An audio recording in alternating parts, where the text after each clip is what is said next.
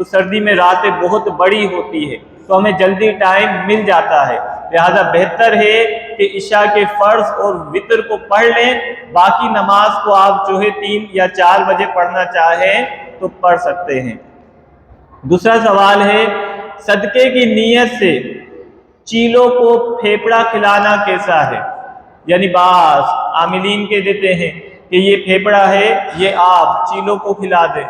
دیکھیں، اللہ کے رسول صلی اللہ علیہ وسلم نے فرمایا کہ ہر جاندار کو کھلانا صدقہ ہے، تو چیلے بھی جاندار ہیں، ان کو کھلانا واقعی صدقہ ہے، لیکن بات یہ ہے کہ چیل کو کھلانا افضل ہے یا انسان کو دینا افضل ہے؟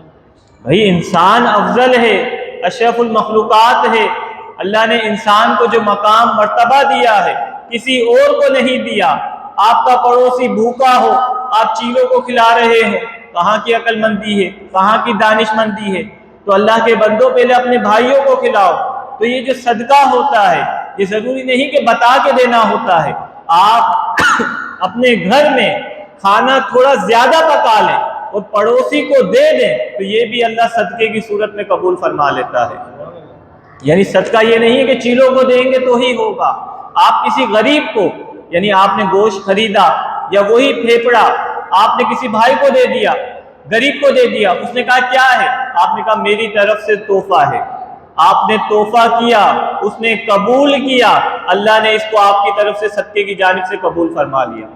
تو اپنے مسلمان بھائیوں کو پہلے ترجیح دیں، اس کے بعد آپ ان چیزوں کی جانب جائیں۔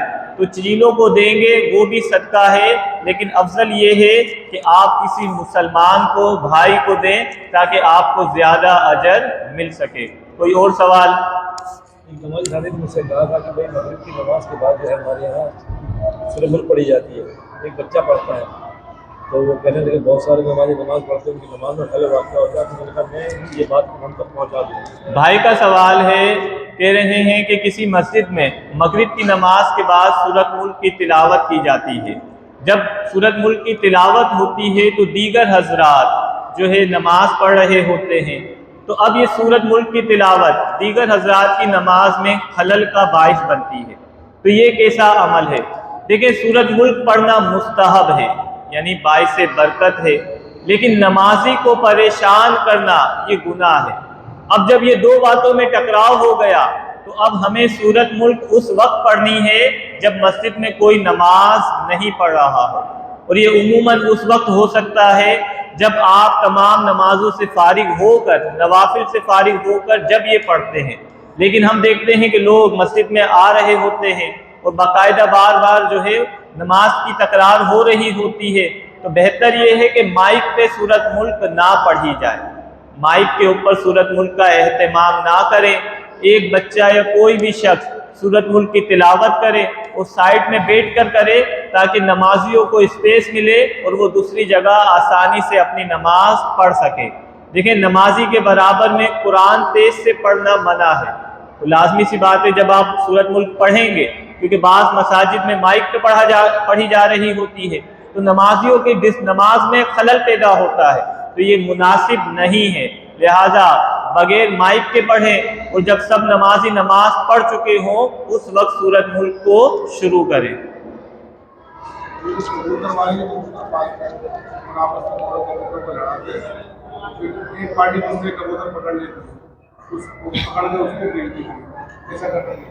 یہ ایک بھائی کا سوال ہے، کبوتر باز، یعنی بعض لوگ کبوتر پالتے ہیں تو پھر وہ مقابلے بازی کرتے ہیں۔ مقابلے بازی کا طریقہ انہوں نے یہ بتایا کہ زید نے کبوتر پالے اور عمر نے کبوتر پالے، اب یہ دونوں کبوتروں کو جو ہے کبوتر بازی کرتے ہیں اور ایک دوسرے کے کبوتر پکڑ لیتے ہیں۔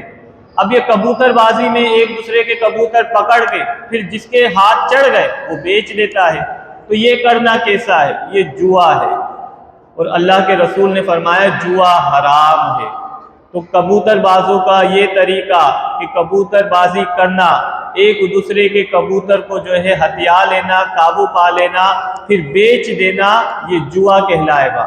لہذا جس نے یہ کام کر لیا ہے تو اب اس کے لیے حکم یہ ہوگا کہ جس کے کبوتر اس نے بیچے ہیں اس تک رقم پہنچائے، اس کی رقم اسے واپس کرے، اور اگر وہ مر گیا ہے تو پھر اس کے بچوں کو دے، اگر یہ نہیں دے گا تو کل قیامت میں اس سے پوچھا جائے گا اور اللہ کی بارگاہ میں یہ ذلیل و رسوا ہوگا۔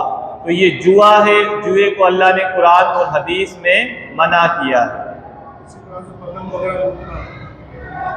بھائی کا سوال ہے اسی طرح سے پتنگ لوٹنا۔